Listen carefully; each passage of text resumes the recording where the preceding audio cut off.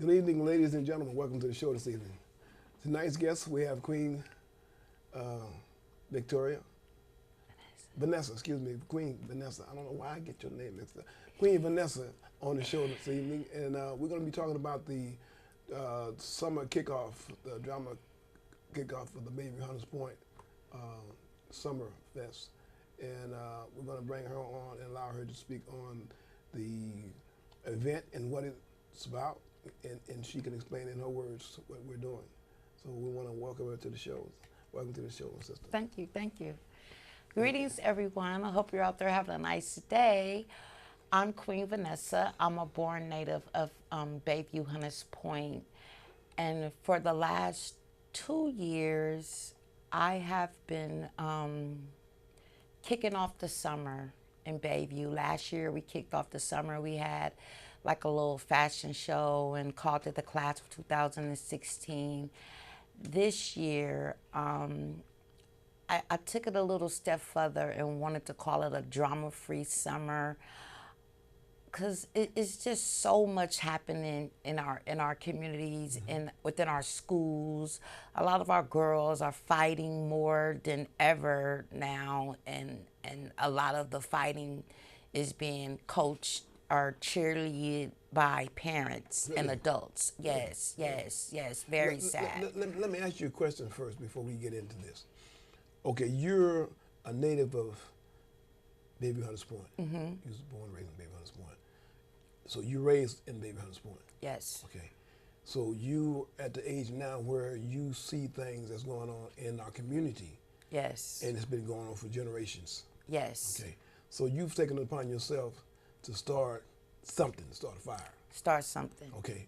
Because it's not started. No. Okay. So you took it upon yourself to start a fire, so to speak. Okay. And what you're doing is commendable. Thank you. Okay. Very, very much so.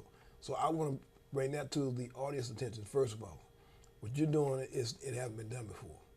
So it's a precedent what you're doing, okay? And we commend you, and we want you to come on this show, okay? Because this show is a show that's needed in our community, okay? And we want to bring you on this show. We're going to allow you to speak to our community, our people of San Francisco, and let them know what's going on in the Bayview Hunters Point community. Okay. In our community. Okay. I'm a native of Hunters Point myself. Okay. Okay, in our community, and we want to give you the table. Okay. Okay, so I appreciate speak. that. Okay. So what I can really speak on about Hunters Point is for generations of generations, Bayview Hunters Point predominantly the African Americans have been left behind. I was left behind at a point in life where there was really no one that can help you or can talk to you, not unless you was in trouble. The first help I really got as a teenager was from Carol Tatum, Maurice Tatum, mother. I was a juvenile, got in trouble, and they sent me to work with her agency, the Hunters Point Foundation, which is still established in the Bayview. And just up under her leadership, she always spoke to me and talked to me and told me I can do better and I should do better as a black woman. And that always stuck with me. Carol Tatum, always her just taking me in and then letting me know I can be different in my community. I don't have to be a product of the community. Right. So over time, yeah, of course, I grew up being a product of the environment, you know, hustling, selling drugs, using drugs, cutting school. But I have always been in community involvement, though. I have always tried to be involved with the City Hall or Southeast Commission, because it's important that there's a voice for us at the table. And it's not necessarily just because we have supervisors of color, that don't necessarily mean they're representing everyone of color. And so let's just be clear on that. And as I got, older, I like what I do. I like giving back to the community. And then I just always remember how I was once young, and what if nobody wouldn't have pulled my coattail and told me, you can do better, you deserve to do better, you can be a better person out here. That's what stuck with me. Besides my mom being an activist and my dad being a sergeant in the Korean War, they was in roles of leadership. So I feel like leadership is important, but the thing about leadership is you have to get over the fear, and you have to get over who's not gonna like you and who's gonna not accept you. And so that was a struggle for me at some point, because you always want to be on the playing field. Sure. But now that I see the field ain't for me to play on, really, it's like it's no more negotiation. You know, I'm not gonna not do what God need me to do for me and my people, because I'm not supported by Malia Cohen per se. You know, the supervisor, she know what I do. When I first came back to San Francisco, I went to her to ask could I help with her campaign, just to volunteer, just to, to be doing something. And as Black people, we just got to really come down to our senses and narrow what's happening down in America, that America is not for us. Right. They've never been for us. So I can't blame Malia Cohen for what she's not doing, because she's just in a position and she's going to do what she's told, And so you don't blame her. You just I just say to myself, who want to help me, who can help me, And the biggest thing is about giving any events for youth or any community members or any community event, it really just takes the funding for the food, the music, and the venue. Right. And everything else pretty much falls in place. So the drama-free summer kickoff is going to be the first of its kind in the Bayview for this summer. Nobody kicked off the summer of 2017 for Bayview. Park and Rec kicked off this summer, but they kicked off the summer in May. It was still spring in May. So that's a missed message, just because school is out, they doing stuff, political stuff. No, summer don't officially start to June 22nd. So it lines up with, which I have a lot of June is a very, very, very, very busy month. You got the Warriors, the basketball games, Father's Day, Juneteenth, Pride, San Francisco Pride. So hopefully, everyone could come out and join me for the early part of the day, because that's the Pride kickoff, and then go over downtown. Now, this event is being done this Saturday. This Saturday, June 24th at 2017 at the Hilltop Park, better known to San Francisco residents as the Sundown. Sundown, right? Yeah, that's when you first mentioned this to me about where it's going to be. Where is it? Sundown. Okay, I know Sundown on top of the hill. Yeah. Used to be Hilltop. It used to be. Yeah, they call it the Hilltop Park, but it's gonna always be known to us as a Sundown. Right. Now the thing is that you speak about our youth in our community. Okay, we don't have enough people coming out to help our youth. That's true. We don't have the mentors that's been part of the system that's coming out and giving back. We don't have men coming out being part of our community. Right. We need that. Right. We need the fathers that's not part of the household, that's went into the system. Right. Became conscious, and it's back. They're back. Right. Okay, we need them to come out and take part in this. Right. Because see, the child still looks up to the father. Right. Even though he's not in the household. Right. But he still looks up to the dad because he is the dad. Mm-hmm. And a lot of them still recognize that. Mm-hmm. A lot of them don't, because they don't want to be part of their life. Mm-hmm. Right? But a lot of them still recognize them as being fathers. Those fathers need to come out and take part of this. Right. I have like a lot of colleagues, male. Well, actually, this entire event is predominantly organized by men. Mm-hmm. I think I was the only female. Really, all my sponsors are males. We have Winning Circle. He's a young man that grew up in the Bayview that's, working on his own clothing line.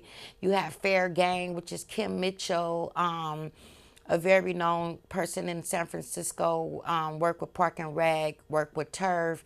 He's the founder of the San Francisco 49ers football team. He's supporting us, and just the Brothers for Change is supporting us. They're going to come out and help with the security and making sure everybody being cool.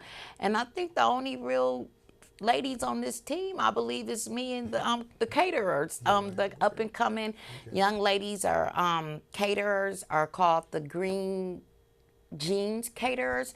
There's some babies born and raised in Hunters Point as well.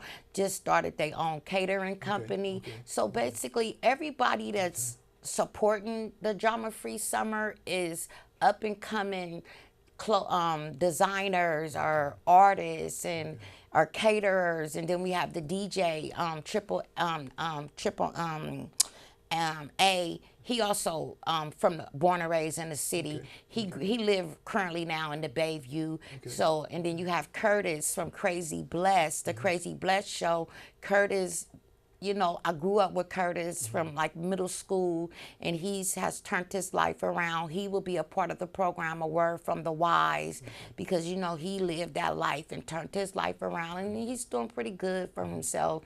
So that's why it's always important for me, you know, to use or come and ask people that our people can relate to.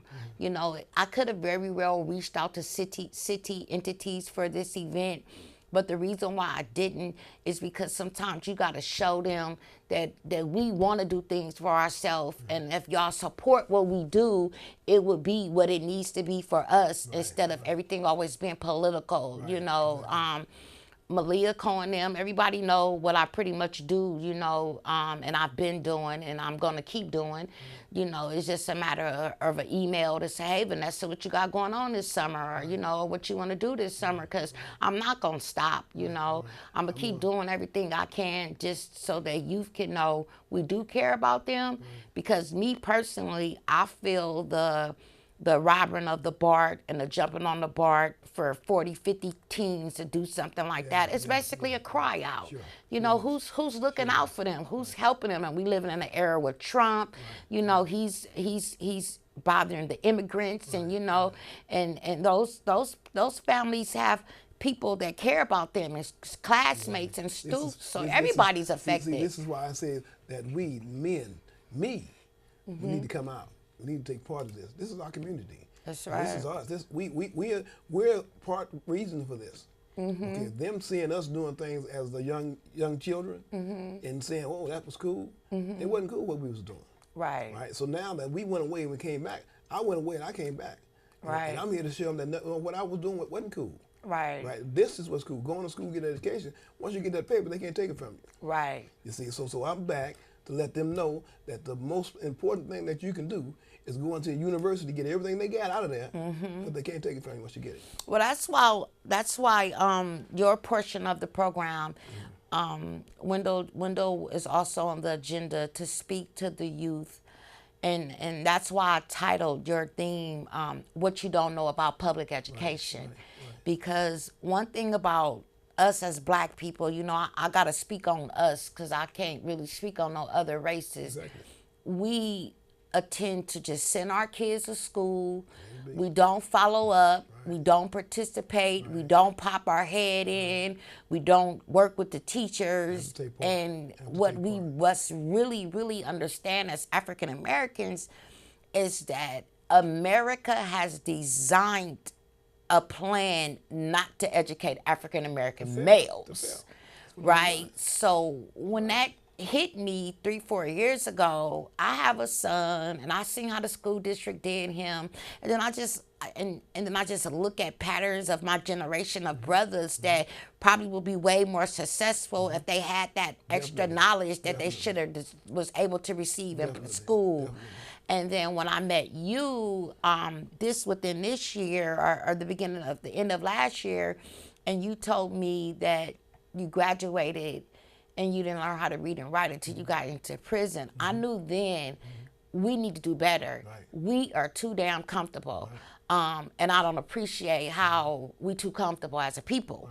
Because, you know, I mean, I don't got a problem with Martin Luther King, but he could have minded his own business and just let us get our own schools if we knew they wasn't going to never educate us.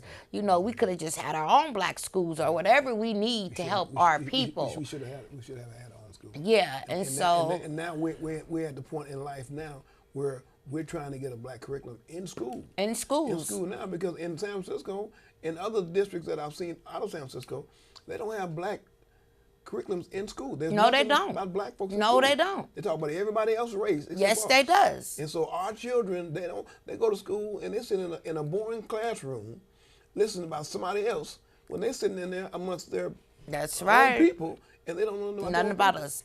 And just to piggyback on what you just said, I'm currently in college working on my degree to be a teacher. I'm in my third year in, right. so I'm right. taking summer classes, and I'm in my speech course. That's right. And I met a young man, just graduated from public school, Washington to be exact. Don't know anything. Really? Don't know. From Washington? Washington High School. Wow. I was talking to him, and I was just throwing out some things to him, and he was like, I don't really know a lot about being black. And I said, Really? well, you have to educate yourself. He was like, they don't teach us nothing about Nothing. our history Nothing. and stuff. Nothing. And if we Nothing. really pay attention to what's happening, they don't even promote black history. Right. Right. And that should really be unacceptable. Right. That it's a lot of schools that don't even do anything about black history. Only you know- schools that's really marketing black history is the ones in Bayview, like Malcolm Right, X. exactly. But look what happened at Lincoln when they did their black history. It was a racial war breakout. Isn't that You crazy? know, Isn't that crazy? that's because they don't teach about us. The sad part about it, I just made 65 years old on the 10th of June. I found Yeah, out. happy belated birthday. Thank you. I found out at our Black History program that we had here at the studio. I found out that day that they have a Black Day in school in San Francisco. It's been on the books for years. April the I think 3rd. April 3rd, isn't I it? think it's March the 5th. Oh, yeah, March I the think it's March the 5th. 5th. I locked on to that. Yeah. Then March the 5th, we have a Black History Day in the school district in San Francisco. It's been on the books for years, and they never recognized it. Never acknowledge it. Never. It's on the books now, and they don't even recognize it. You know, and that's when I heard that, I said, wait a minute.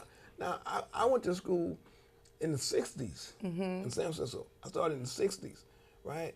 And we had nothing then, and this is 2017. They have nothing now.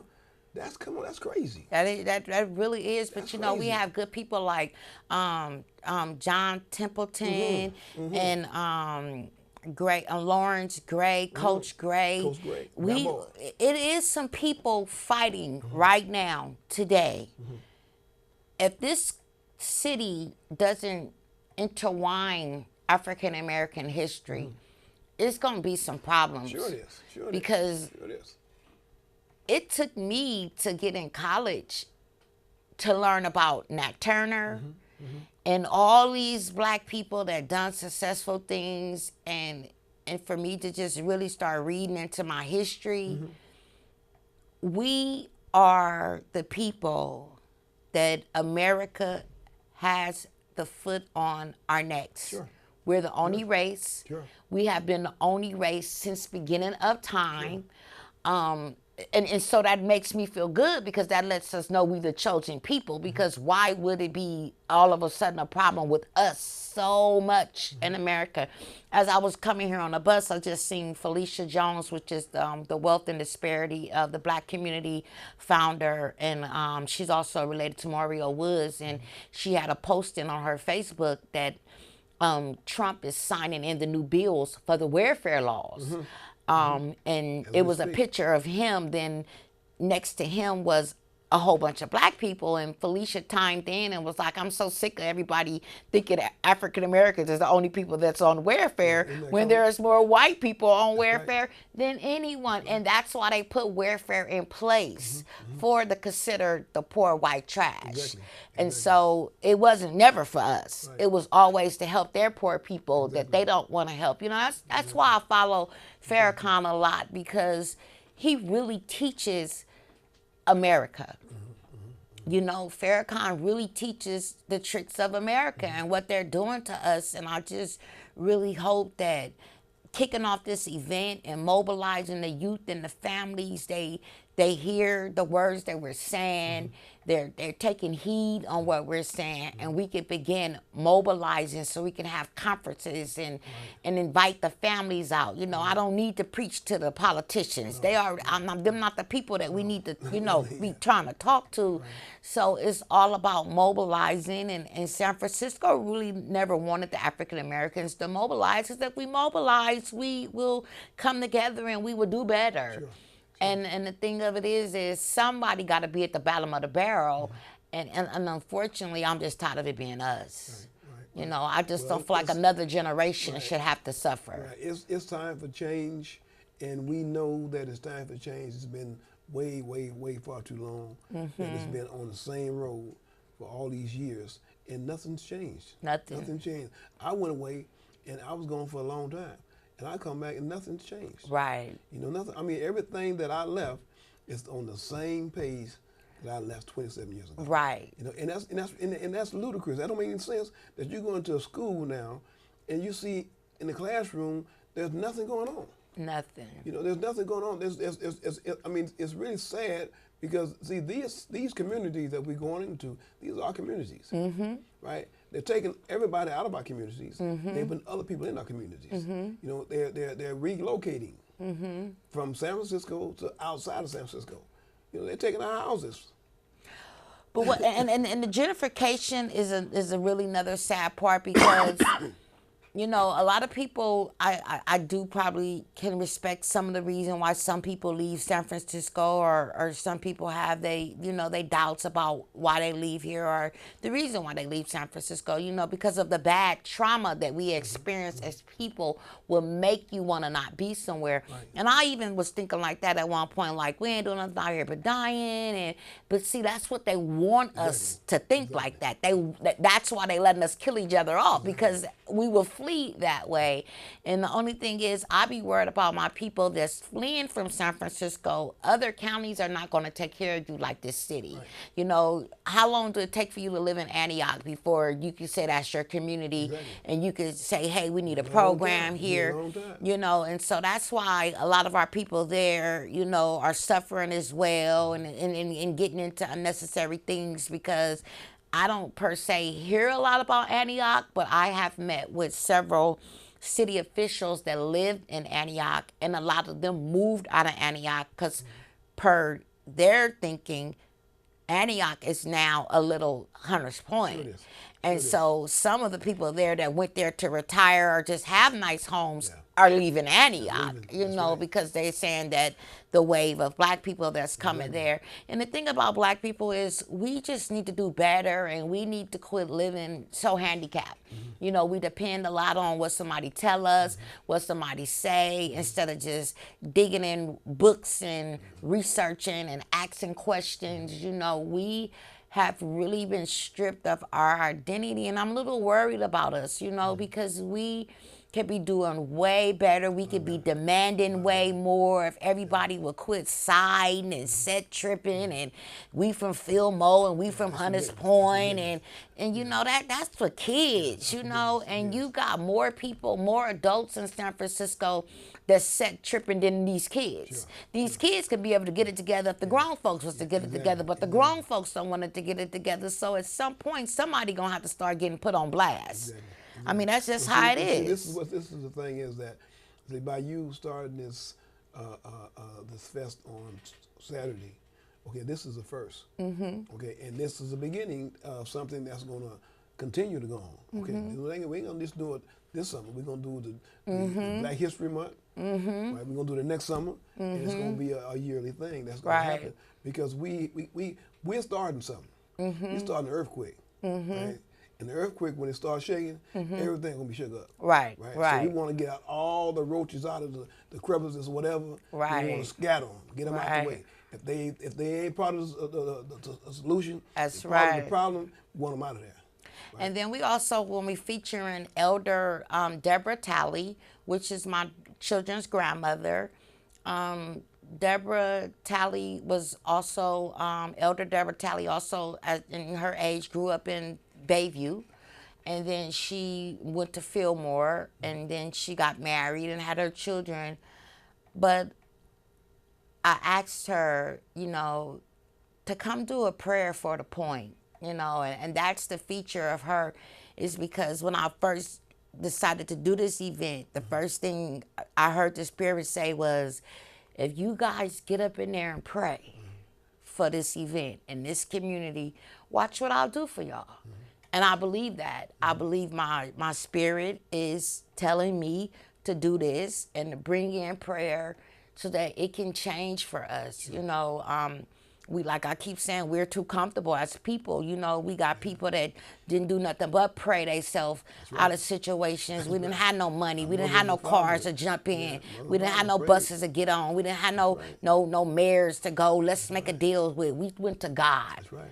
And because I am a child of God, and I know He got me out here for a purpose, it's just more than a reason. People got to understand it's about purpose, And I got to just do what He need me to do. And He was like, I want prayer in it. And so I said, okay. And I reached out to my kid's grandmother, and she was like, I love to do it. Keep on talking. Get the flyer. I love to do a prayer for the point. So that's going to be the first thing we do. We going to let the park get full, and we going to let her pray for us. We gonna hold hands and we gonna pray for us. And God told me, you do this, watch what I do for y'all. And so I'm just waiting to, to see what His results is gonna be.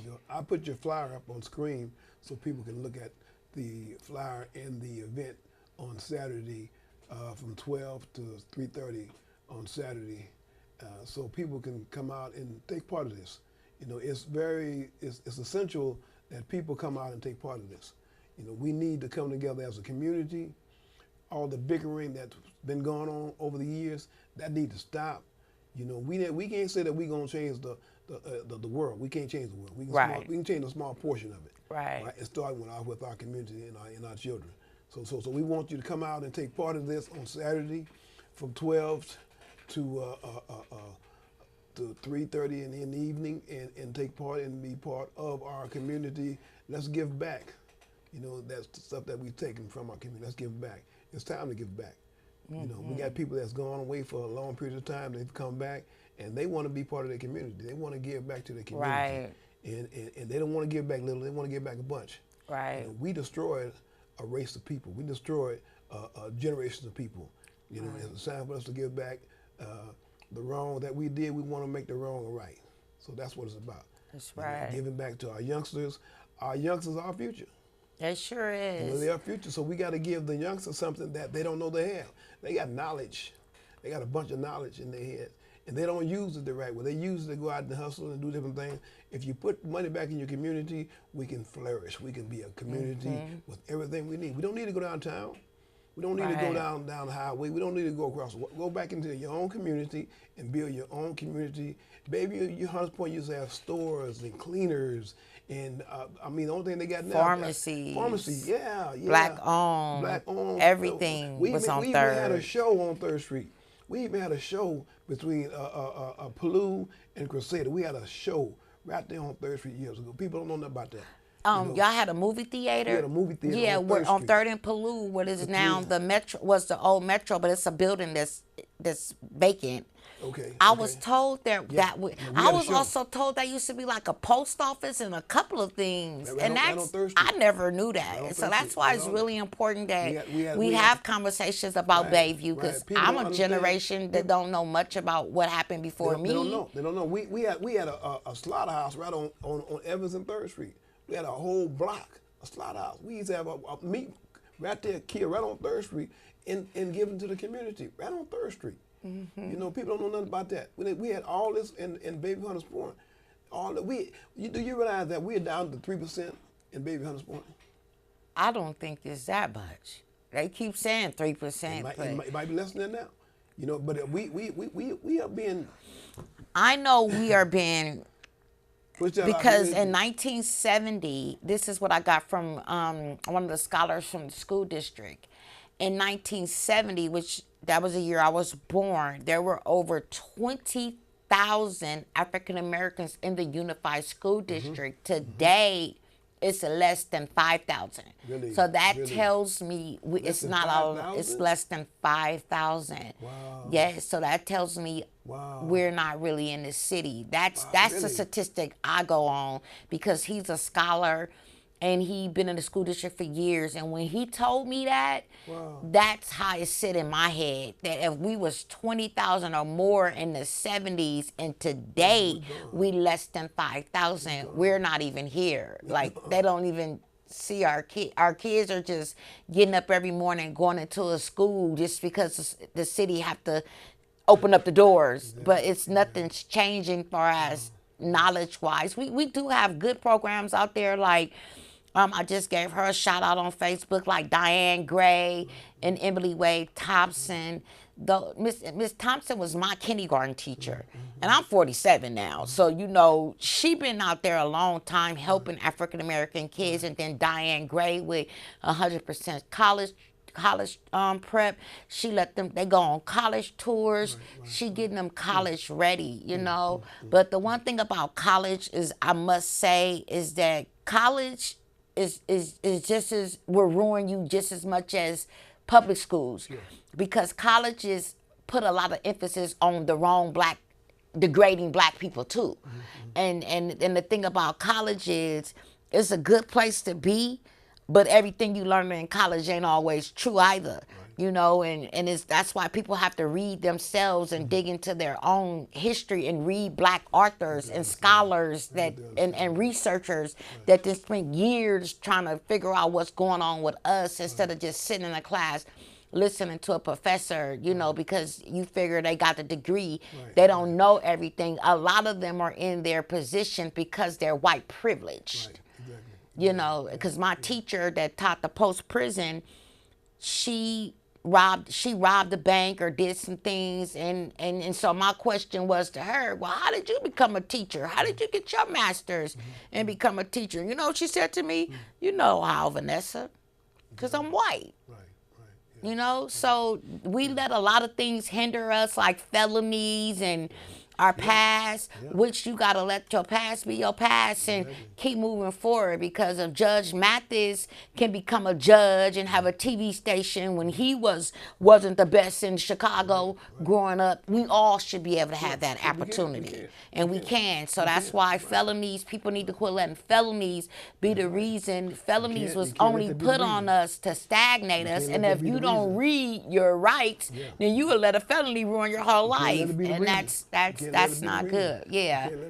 We want to thank you, my sister, for coming on to the show. Thank you for having me. We want to thank you, and we want to commend you again on starting this event, because, like I said, if you hadn't come along, it wouldn't be started. So we commend you and thank you for starting this event, and this is ongoing.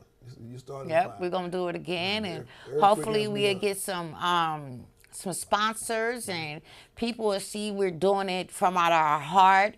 It's not about money, because there used to be these type of things going on in San Francisco, but it was always political, and it's always about money. It's all about grant money or funding, and those people that's not doing what they're supposed to be doing, it's just gonna be a matter of time. The proof is in the pudding.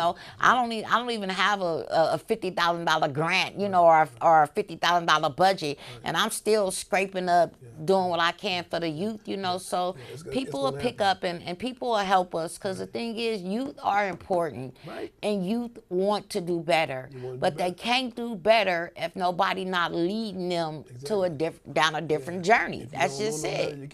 You can't do no better. So we want to thank the sister for coming on the show this evening, and we appreciate everything she's doing, and we welcome you to come out on this Saturday to the event from 12 to 3:30. Come out and take part of it.